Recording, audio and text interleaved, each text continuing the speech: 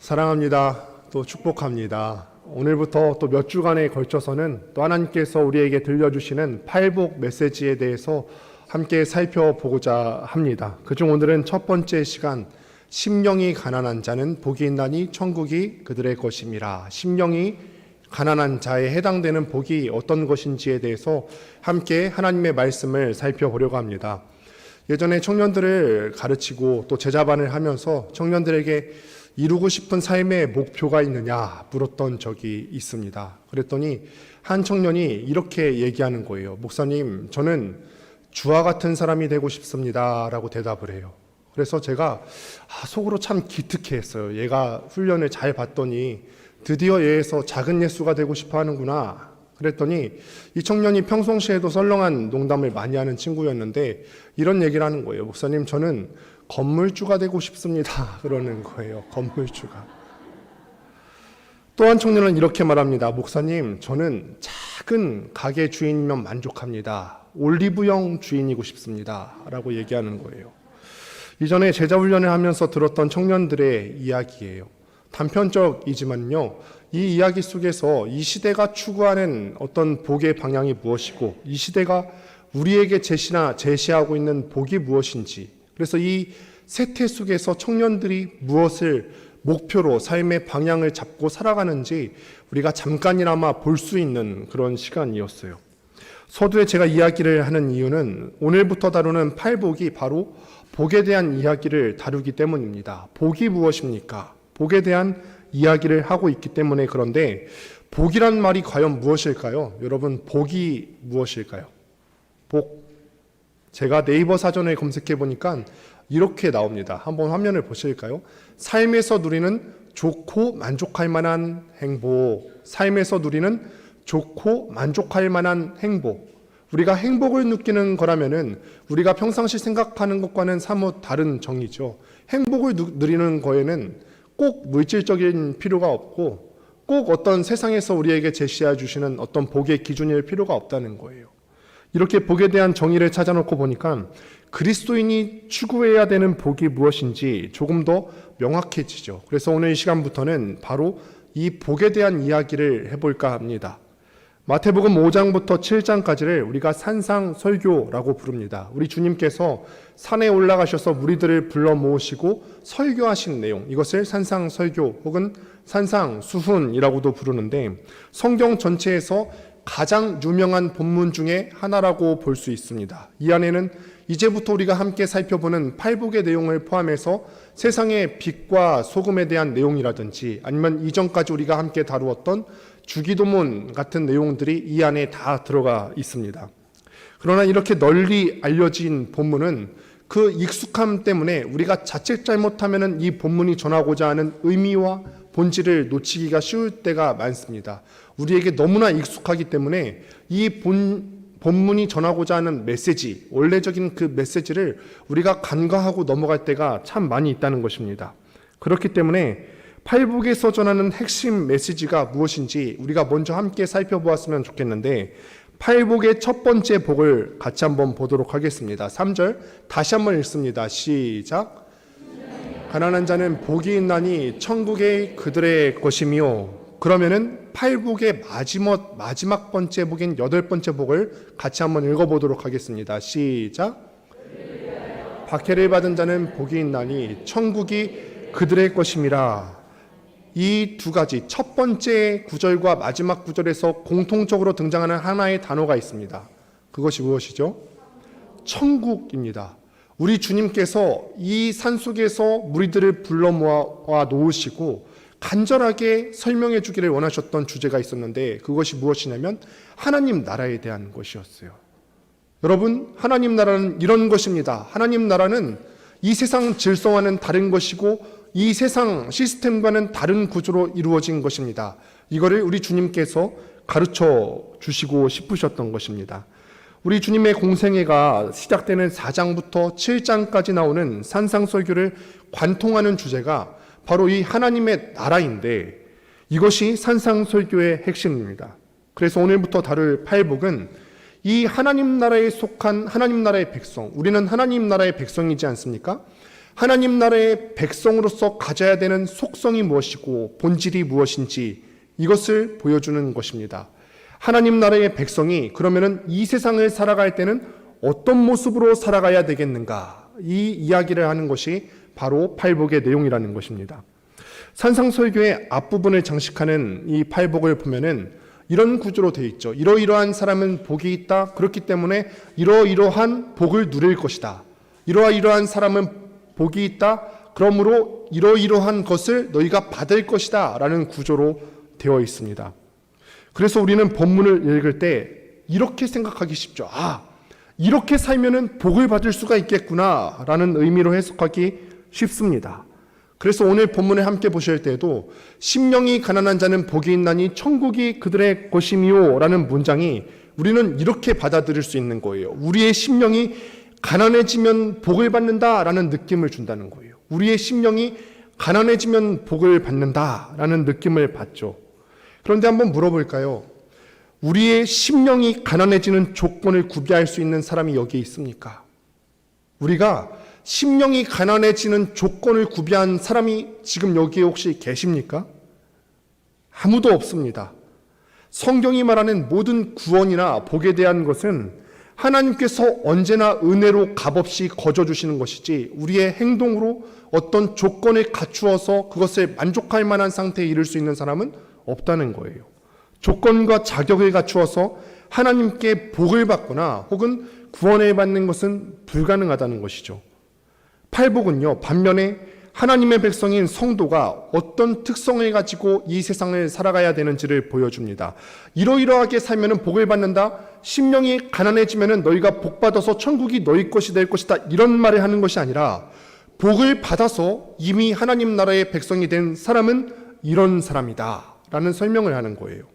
그러므로 예수를 전혀 알지 못했는데 심령이 가난해져서 복을 받아서 천국 백성이 된 것이 아니라 성도는 이미 복이 있는 사람인데 심령이 가난한 사람들이고 그들에게 바로 하나님의 나라가 임한다. 지금 우리 주님께서는 이 설명을 하고 싶으신 거예요.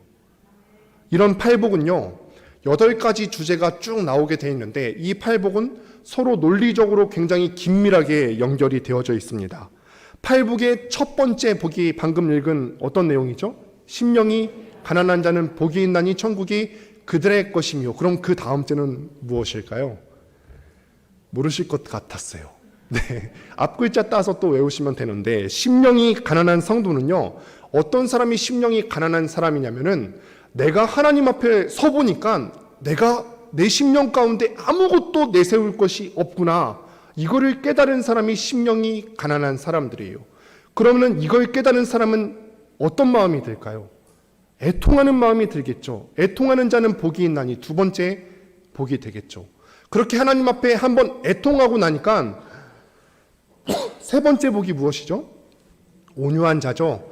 온유한 자는 심성적으로 어떤 착한 것이나 기질적으로 착한 것을 의미하는 것이 아니라 새벽 시간대에 잠깐 말씀을 드린 바 있습니다만 하나님께 길들여진 상태를 얘기해요. 심령이 가난해져서 내가 애통했어요. 그러면 하나님, 나는 아무것도 이룰 수 있는 상태가 아니고 아무것도 가진 상태가 아닌데 그러므로 내가 아니라 하나님께 인도함을 받겠습니다. 온유한 상태로 이어지게 되는 것입니다. 이 온유는 자기를 위해서 많이 울어본 사람만이 가질 수 있는 성도 고유의 영적인 특질이에요. 온유한 자는 그래서 또 의에 줄이고 목마르게 됩니다. 부드럽고 겸손하고 따뜻한데 의에 대해서 아주 강렬한 목마름을 갖게 되는 것입니다. 이렇게 팔복 전체는요, 어떤 단계를 가져요. 어느 순간 갑자기 심령이 가난했다가 확 점프해서 다른 곳으로 가는 것이 아니라 가난함과 애통함과 온유함을 거쳐서 의에 대한, 하나님께서 우리에게 추구하시는 그 의에 대한 목마름의 단계까지 나아가게 된다는 것입니다. 팔복은 이렇게 하나의 띠처럼 아주 긴밀하게 연결되어 있다는 사실을 알고서 우리가 팔복을 같이 한번 봐야 됩니다. 모든 사람이 부러워할 만한 첫 번째 복이 바로 오늘 본문 3절에 등장을 하게 됩니다. 이 복을 가진 사람은요, 심령이 가난하다라고 설명을 하는데 팔복에서 말하는 복의 특징은 세상이 말하는 복과는 다른 것을 우리가 볼 수가 있어요. 세상은 부자가 복이 있다고 말하지만 팔복은 심령이 가난한 자, 이런 사람이 복이 있다라고 설명을 합니다. 당시 세상에서는요, 매우 혁명적인 발상입니다. 세상의 복은요, 현세적이고 물질적이지만 예수님이 산상수훈을 통해서 우리에게 가지고 들어오신 복은 내세적이고 인격적이에요. 또 세상이 말하는 행복은 세상 중심이고 또 사람 중심인데, 하나님께서 말씀하시는 복은 하나님 중심이고 하나님 나라 중심의 복입니다. 세상은 또 어떤 소유, 내가 갖고 있는 것이나 어떤 행동의 관점에서 복을 정의하지만 성경은 존재, 사람의 그 존재, 그 본연의 모습과 성품의 관점에서 복을 정의합니다. 사람다운 사람이 복이 있는 것이죠. 사람이 언제 가장 사람다울 수 있을까요? 사람은 언제 가장 사람다울 수 있죠? 만드신 사람 앞에, 사람을 창조하신 분 앞에 섰을 때 비로소 가장 사람다울 수가 있는 거예요. 사람은 그렇기 때문에 사람을 창조하신 하나님 앞에 섰을 때 비로소 가장 사람다울 수가 있고, 그때서 비로소 우리가 행복을 누릴 수가 있습니다. 첫 번째 복은 심령이 가난한 것입니다. 성도의 우선적인 특징은 심령이 가난한 데 있습니다. 하나님과 사람 앞에서 자기를 살펴볼 때 아무것도 소유한 게 없는 가난과 궁핍이 성도의 가장 중요한 특질이고, 이러한 사람이 진짜 행복한 사람이다. 심령이 가난하다라고 말할 때 여기서 중요한 단어를 빼놓고 얘기하면 안 되는데, 그 앞에 심령을 빼놓고 얘기하시려는 분들이 있습니다. 이 세상 사람들이 하도 부와 부를 추구하면서 살아가니까 나는 그러면 이 물질적인 것을 아예 동떨어진 것을 살아야겠다, 가난을 일부러 추구하면서 살아가는 분들이 계신데, 이것도 그 자체로 미덕이거나 유익한 것이 될 수가 없어요. 이 세상이 주는 어떤 물질적인 것들, 부자가 되는 것도 그 자체로 미덕이거나 복이 될 수가 없고, 반대로 가난해지는 것도 그 자체로는 미덕이 되거나 복이 될 수가 없습니다. 구약을 한번 보시도록 하겠습니다. 구약을 보시면은 구약에 나오는 아브라함이 부자였나요? 아니었나요? 부자였죠. 야곱은 어떻습니까? 부자였어요. 그가 외삼촌 라반의 집에서 고향으로 돌아올 때 그는 이미 거부가 되어 있었습니다. 요셉은 어땠을 것 같으세요? 부자라고 기록이 되어 있지는 않습니다만 부자지 않았을까요? 당시 세계를 호령하던 애굽을 관장하는 총리 대신이 가난했을 리 만무합니다. 지위적으로 보았을 때나 물질적으로 보았을 때 요셉은 아마도 부유했을 것입니다. 구약에서는 이 하나님의 성령이 아주 특수한 사역과 특정 인물에 국한되어 있었기 때문에 가시적이고 물질적으로 복을 표현해야 됐어요. 그렇게 해야지 이 사람들이 하나님의 축복을 받은 사람들이구나 눈에 보여야 됐기 때문에 구약의 복은 눈에 보이는 복이어야 됐고, 물질적이고 외면적인 요소를 가질 수밖에 없었습니다. 그런데 신약에서는 어떻습니까? 바울이 부자였습니까? 아니었습니까? 바울이 부유했기 때문에 세계 여행을 다니면서 전도 여행을 했습니까? 그렇지 않죠. 예수님의 제자들은 어떻습니까? 대부분이 세리 출신이고 어부 출신이었습니다. 사회적으로 보았을 때도 미천한 계급이었고 부유하지 않은 계급이었습니다. 신약에서는요, 하나님의 성령이 교회와 성도 가운데 물붓듯이 부어져서 이 성도들 가운데 영적인 분별력이 생겼습니다. 그렇기 때문에 그 분별력을 가지고 물질적인 것만 하나님께서 우리에게 주시는 복이 아니구나, 성도들이 이것을 깨달을 수 있는 상태가 되었어요. 그렇기 때문에 하나님께서 우리에게 주시는 복이 더 이상 어떤 모양으로 눈에 보이는 것으로 유형화되지 않습니다. 더 이상 돈이 많은 것 자체가 하나님의 축복의 상징이 아니고, 마찬가지로 그의 반대로 가난이 어떤 영성의 특징이거나 아니면은 그 자체로 미덕이 될 수 없다는 거예요. 반면에 성경은 이것에 관심이 있는 게 아니에요. 성경은 부자가 되는 것에 관심이 있는 것도 아니고, 혹은 내가 일부러 가난을 추구하는 것에 대해서 관심이 있는 것이 아니라 오히려 이 사람이 어떤 됨됨이를 가졌는가, 이 사람이 어떤 성품을 가졌는가. 우리가 성령 충만해야 되지 않겠습니까? 그렇죠. 우리 모두가 성령 충만하게 되기를 바랍니다. 성령 충만한 사람은 그것이 어떻게 나타나죠? 그 사람의 됨됨이로 나타나죠. 성령 충만한 사람이 말이 가벼울 수 없습니다. 성령 충만한 사람이 욕을 할 수 없습니다. 성령 충만한 사람이 남을 비방할 수 없습니다. 성경은 어떤 사람의 됨됨이와 성품에 주목하고 있어요. 또 어떤 사람들은 본문을 바라볼 때 가난한 자들은 영적으로 축복을 받는다. 너희가 이 세상을 살면서 가난하고 고통받을 수 있어. 그런데 너희가 받는 복은 영적인 것이야. 내세에서만 복을 받을 수 있어. 이렇게 설명을 하는 사람도 있는데 이것도 틀린 얘기입니다. 기독교는 그 어떤 종교보다도 현실적인 종교고 우리 삶에 관심을 갖고 있습니다. 심령이 가난한 사람, 그리고 이 팔복의 조건을 구비한 사람은 이 내세에서의 뿐만 아니라 현세에서도 하나님께서 우리에게 주시는 복을 누리며 살아갈 사람들입니다. 그 영에 속한 지식과 놀라운 부요가 바로 구체적이고 실제적인 삶의 자리에서 표와 증거로 나타나는 것이 바로 기독교의 신앙생활이라는 것입니다. 그렇다면 더 깊숙이 한번 나아가 보도록 하겠습니다. 지금 이 시간이 아주 졸린 시간인데 이렇게 어려운 얘기를 하고 있으니 우리가 좀 피곤할 수 있는데, 그럴 때 한 가지 요령을 알려드리면은 국가대표에서 이런 체조를 한대요. 손가락을 모으고 이렇게 손가락 두 번째부터 세 번째부터 돌리고 이러면서 좀 한번 잠을 깨보시죠.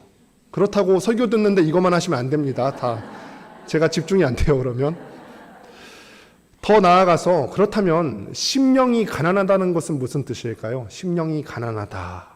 본문은 성경이 가장 소중하게 생각하는 성도의 특징 중 하나인 겸손에 대해서 말하고 있어요. 그런데 이거는 유교에서 우리에게 가르쳐 주시는 것처럼 단순하게 자기를 낮추고 혹은 남들을 높여주는 식의 그런 겸손이 아닙니다. 성경이 말하는 것은요, 내가 내 존재를 바라봤을 때의 존재 자체에 대한 겸손이에요. 하나님과 사람 앞에서 자신을 바라보고 심령이 가난해진 사람은 복이 있다는 것입니다. 하나님과 사람 앞에서 내가 자랑하거나 내놓을 만한 것이 없고 남에게 유익이 된다고 말할 수 있는 어떤 요소도 자기 안에서 찾지 못하는 사람은 복이 있습니다. 이것이 성도의 가장 중요한 특징이라는 것입니다. 자기를 볼 때 하나님과 사람 앞에서 아무런 할 말이 없는 사람. 여러분, 하나님 앞에서 무슨 할 말이 있으세요? 하나님 앞에 내가 나아갔을 때, 하나님, 내가 그래도 이거는 좀 쓸만하지 않습니까? 하나님, 내가 그래도 있는 것 없는 것 다 바쳐서 건축 헌금하고 있는 것 없는 시간 다 바쳐서 이렇게 봉사활동을 하고 내가 모든 것들을 다 하나님 앞에 바쳐서, 이것은 내가 하나님 앞에 할 말이 있는 거 아니겠습니까? 드러나게 말할 거리가 없는 심령이 가난한 자가 복이 있다고 말합니다. 단지 어떤 소심하거나 아니면은 자신감이 없거나 수줍음을 많이 타는 것을 뜻하는 것이 아니라 하나님을 만나고 하나님을 바르게 아는 자가 가지는 어떤 심령적인 겸손함을 이야기하는 것입니다.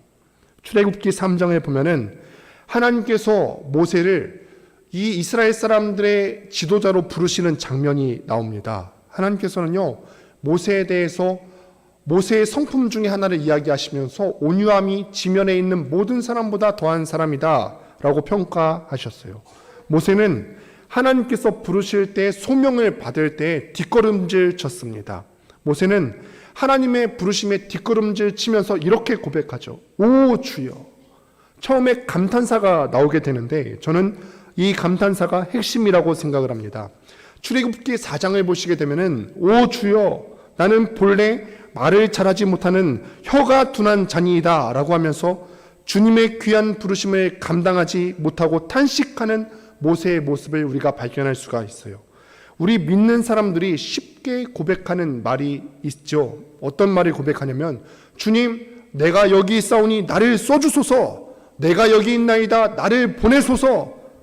이 말은 사실 누가 한 말이죠? 찬양 가사 중에 있는 말이 아니라 이 말은 원래 이사야 선지자가 하나님을 대면하여 만났을 때 탄식으로 내뱉은 말입니다. 그런데 이사야가 하나님 앞에 이 자신을 내어드리기 전에는 먼저 이 말이 바로 나온 것이 아니라 그 전에 아주 깊은 탄식이 있었어요. 이사야 6장 5절을 보면은 이렇게 기록합니다. 같이 한번 읽어보도록 하겠습니다. 시작.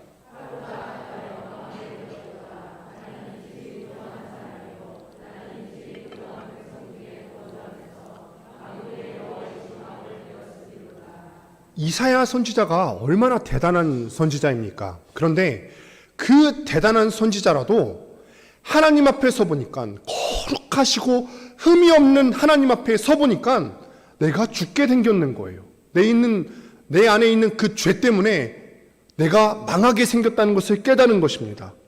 자신을 향한 이 깊은 고통과 또 절망을 통과하면서, 하나님, 내가 이렇게 망하게 생겼는 사람인데, 아무것도 내세울 것이 없는 사람인데, 이런 나라도 괜찮으시면 주님, 제가 여기 있습니다. 저를 써주십시오. 이런 고백이 있는 거죠. 바로 나를 써주세요, 이런 고백이 있는 것이 아니라, 하나님을 대면하여 보았을 때 파산 상태에 있는 나를 먼저 발견하고 이런 고백에 이르게 되었다는 거예요. 모든 진실한 성도는 외모와 삶의 형편이 어떻든 하나님 앞에 서서 이런 고백을 할 수 있는 특징을 가지고 삽니다. 하나님이 우리를 부르시고 어떤 요청을 하신다 해도, 오 주여, 나 같은 것이 그 부르신 것에 합당합니까? 하나님, 다 아무것도 가진 게 없는데요. 내가 성품적으로나 인격적으로나 아니면은 그 어떤 것으로도 하나님 앞에 내세울 것이 없는데요, 라고 탄식하면서 자신에 대해서 깊이 좌절하고 심령의 가난함을 갖고 있는 사람이 바로 하나님 나라에 합당한 하나님의 백성이라는 사실입니다. 예수 믿고 자식이 잘 됐다, 예수 믿고 사업이 잘 됐다 라고 말씀하시는 분들이 많이 계십니다. 지난번에도 제가 말씀을 드린 바가 있습니다만, 우리 하나님께서는 이런 복을 주실 수 있습니까? 없습니까? 있습니다. 우리 하나님께서는 전능하신 분이시기 때문에 당신 마음이 있으시면 우리 성도들에게 물질적인 복도 허락하실 줄을 믿습니다. 그런데 물질적인 복을 받은 간증은 때로는 다른 사람들의 마음을 아프게 하고 상처를 줄 때가 있어요. 자식이 잘 됐다, 이 말을 들을 때 때로는 다른 사람들의 마음을 상처를 줄 때가 있어요. 왜냐하면 내 자식은 그렇지 않은 사람들이 많거든요. 하나님께서 물질적인 풍요를 모든 사람에게 허락하시는 것이 아니기 때문에 그렇습니다. 또 너무 물질적인 축복에만 우리의 초점을 맞추다 보면은 본질적인 것들을 다 잃게 되죠. 하나님께서 얼마나 큰 값을 치러서 자기 자신을 가치 있게 만드셨는지를 깨닫고, 주님이 부르시면은 목숨을 드리면서까지 섬기던 영광스러운 성도의 모습을 잃은 것이 지금 우리가 처한 현실이지 않습니까? 기도원을 한번 보도록 할까요? 그가 하나님의 부르심을 받을 때 사사기 6장 5절에서 이렇게 말합니다. 같이 한번 읽어보겠습니다. 시작. 보소서.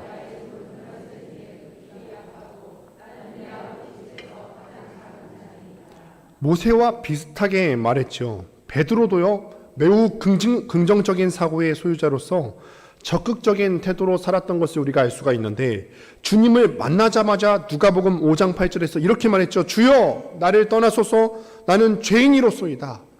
창조주를 만났을 때 피조물된 우리가 내뱉을 수 있는 탄식이에요. 주여, 나를 떠나소서. 모든 시대에 거쳐서 하나님의 사람들은 다 같은 모습을 보입니다. 베드로처럼 외향적이든 아니면은 내향적인 사람이든 관계없이 우리가 주님을 만나고 그분을 알고 경험하면은 자기를 향해서 아주 깊은 사형 선고를 내리게 되는 거예요. 주님을 만났을 때 감히 내세울 수 있는 상태가 못 되는 것입니다. 주님을 만나는 처음에만 그런 것이 아니라 우리가 신앙생활을 하면 할수록, 우리가 주님의 은혜를 경험하면 경험할수록 자신이 하나님과 사람들을 위해서 얼마나 내놓을 것이 없는 가난한 사람인지를 알게 됩니다. 바로 이런 사람이 하나님 나라에 합당한 하나님의 백성이고 복 받은 사람이라는 것입니다. 요즘에는 많은 사람들이 굉장히 얄팍하게 주님을 믿습니다. 나는 정말 아무것도 아니구나. 나는 하나님이 받으실 만한 어떤 일도 하지 못하고 이웃에게 유익을 끼칠 작은 선도 행할 수 없는 보잘것없는 사람이구나. 하나님께서 은혜와 자비로 나를 대하지 않으시면은 나는 죽을 수밖에 없는 존재구나. 스스로를 이렇게 바라본 적이 있으십니까? 이것이 바로 기독교 신앙의 본질이고 핵심입니다. 제가 언젠가도 말씀을 드린 바가 있었습니다만 재작년 한 해 동안은 저에게 아주 괴로운 시간이었어요. 결핵을 앓게 되었는데 처음부터 결핵을 발견한 것이 아니고 어느 순간 보니까 목이 조금씩 부풀어 오르는 거예요. 이제 여름 때 되면은 제가 짧은 티셔츠를 입게 될 경우 상처를 보셨을 때 너무 놀라지 않고 눈 감고 넘어가 주셨으면 좋겠어요. 근데 어느 순간 목이 부풀어 오르는데 발열도 같이 생기는 거예요. 발열이 어느 정도였냐면 40도까지 올랐어요. 근데 이 40도에 육박하는 열이 한 달 내내 계속됐어요. 여러분 한 달 내내 40도 고열을 겪어보신 적이 있으세요? 집에 있을 때는 혼절할 때가 많았어요. 정말 혼절할 때가 많았고 그래도 나름 제가 권능교회에서 중고등부를 보내면서 흰돌산파이지 않습니까? 흰돌산 기도원에서 윤 목사님의 영향을 많이 받아서 그래도 내가 죽을 때 죽더라도 강단에서 죽어야지 하면서 4번의 시간을 시중에서 구할 수 있는 가장 강한 진통제를 갖고 올라가서 섰어요. 그렇게 하면서 시간을 보내게 되는데 처음에는 병원 측에서 가장 큰 병원으로 가라 그래서 서울대병원에 갔는데 병원 쪽에서 암일 수 있겠다라고 얘기하는 거예요. 그 순간 여러 가지 생각이 들더라고요. 그러면서 들었던 생각이 뭐냐면 부질없다 하는 생각이 들었어요. 내가 참 상향지향적인 삶을 살았구나. 그전에는 내가 참 상향적으로 좀 살아봐야겠다. 내가 사람들의 인정도 좀 받아봐야 되겠고 또 내가 할 수 있는 모든 최선을 다해서 최고의 자리로 한번 올라가 봐야겠다. 굉장히 상향지향적인 삶을 살았는데 암일 수 있고 또 이 암은 또 죽을 수도 있는 거 아닙니까? 그런 상황 가운데 처하니까 이거는 온데간데 없고 딱 하나만 남아요. 그럼 하나님 앞에 섰을 때 나는 어떤 존재인가?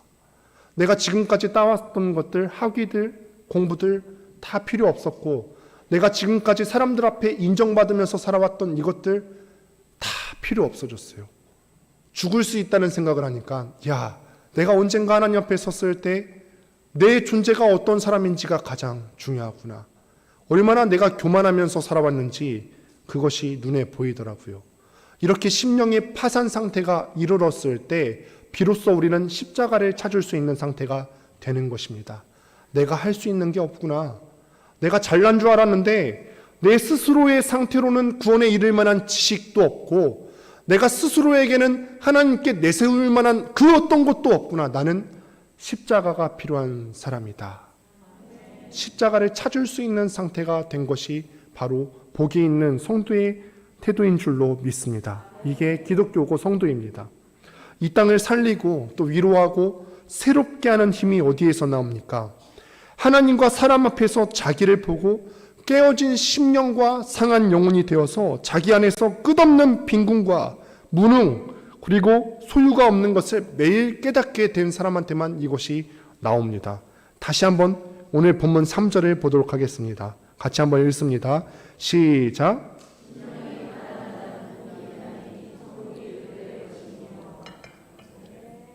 이러한 성도를 향해서 하나님께서 하나님의 나라를, 나의 나라를 그들의 소유로 삼게 하시고 천국을 맛보아서 알게 하시는 것입니다. 이 땅을 살아가면서 심령이 가난함을 인해서 울부짖고 고통했지만 하나님께서 그런 사람들에게 당신의 나라의 부요를 알게 하실 거예요. 이런 사람들에게 하나님 나라가 가지는 영광이 무엇인지를 알게 하실 것입니다.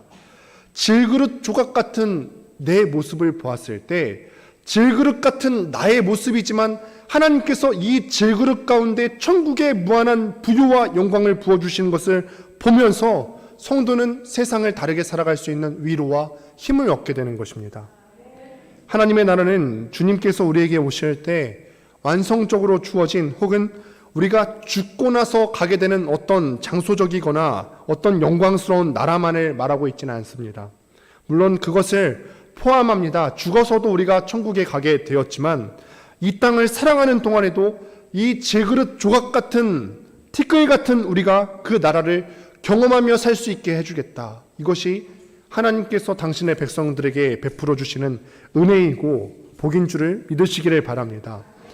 돈이 없고요, 멸시와 천대를 받아 사는 것이 너무 힘들고 어려운 사람만 교회에 오는 것이 아니라 세상이 볼 때는 다 가진 것 같고 문제가 없어 보이는 사람도 하나님 앞에서 자신의 본 모습을 바라보면서 심령이 깨어지고 가난하고 낮아진 모습으로 주님 앞에 나올 수 있게 되기를 바랍니다. 우리가 이미 알지만 경제적인 부가 행복을 보장하지 않습니다. 번영을 구가하는 이 시대에 많은 물질을 가지면서도 행복하지 못한 것을 보면 알 수 있지 않습니까? 세상의 통념처럼 부자가 행복한 것이 아니라 하나님 말씀에 의하면은 하나님 앞에 내세울 것이 없는 사람, 심령이 가난한 사람이 바로 행복한 사람인 줄로 믿으시기를 바랍니다. 누가복음 18장의 이야기를 하고 말씀을 마무리하려고 합니다. 누가복음 18장을 보면은 한 바리새인과 한 세리가 나와서 하나님 앞에 기도를 하는 모습을 볼 수가 있는데 18장 9절을 보면은 이렇게 기록합니다. 또 자기를 의롭다고 믿고 다른 사람을 멸시하는 자들에게 이 비유로 말씀하시되, 우리 주님께서 다른 사람을 멸시하는 사람들에게, 심령에 가난함이 없는 사람들, 자기를 의롭다고 믿는 사람들에게 이렇게 말씀하신다는 거예요. 어떤 내용의 비유를 말씀하시냐면, 바리새인과 세리가 기도를 하러 왔는데 기도하는 모습이 사뭇 대조적입니다. 바리새인은 이렇게 말하죠. 하나님, 저는 여타의 다른 사람들과 다릅니다. 불의를 저지르면서 살지도 않았고 저기서 기도하고 있는 저 세리와도 다릅니다.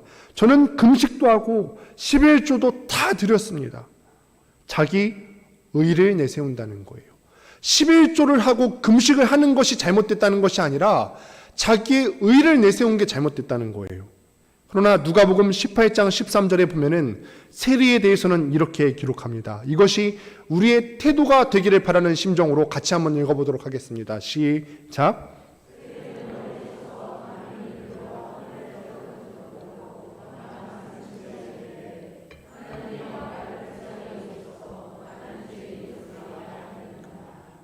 하나님이여, 나를 불쌍히 여기소서. 나는 죄인이로소이다. 감히 눈을 들어서 하늘을 쳐다보지도 못하고, 이렇게 고백하는 사람이 심령이 가난한 사람이에요. 하나님 앞에 자기 존재를 보니까 내세울 것이 하나도 없는 사람임을 알겠는 것입니다. 그러니 감히 하나님께서 계신 그 하늘을 우러러보지도 못하고 가슴을 치면서 고백하는 겁니다. 하나님, 전능하시고 거룩하신 하나님 앞에 서보니까 내가 아무것도 아닌 존재임을 알겠습니다. 깨끗하신 하나님 앞에 서보니까 내가 얼마나 더러운지 알겠습니다. 하나님, 저는 은혜가 필요합니다. 십자가 은혜가 필요합니다. 나는 아무것도 할 수 없으니 예수 그리스도의 보혈이 필요합니다. 이렇게 고백할 수 있는 상태에 가는 것이 바로 성도의 복이라는 것입니다. 우리는 어느 자리에 있습니까? 이 정도면 됐겠지. 이 정도면 하나님께서 나를 인정하실 거야. 말로 그렇게 고백하지 않더라도 나의 삶의 모습으로, 행동으로 그렇게 표현하면서 살아오시지는 않으셨습니까? 이거는 바리새인의 자리에 서 있는 사람입니다. 아니면 자신의 죄인됨을 깊이 회개하며 애통해하는 세리와 같은 자리에 있습니까? 바라건대 우리들의 영혼이 그 중심 앞에서 하나님 앞에 바르게 세워져서 심령이 가난한 자에게 부어주시는 천국의 부요와 영광을 소유하고 누리게 되시기를 바랍니다. 이런 귀한 은혜가 여러분 가운데 늘 풍성하게 임하기를 주님의 이름으로 축원드립니다. 오늘 시간에 같이 찬양 한 곡 했으면 좋겠는데, 이 시간에 우리에게 필요한 것은 은혜밖에 없는 줄로 믿습니다. 우리의 능력이 있어서가 아니라, 조건이 있어서가 아니라, 어떤 갖추어진 상태에 있어서가 아니라 아무것도 없기 때문에 우리는 주님의 은혜가 필요합니다. 같이 이것을 생각하시면서 다 같이 일어나셔서 찬양하도록 하겠습니다.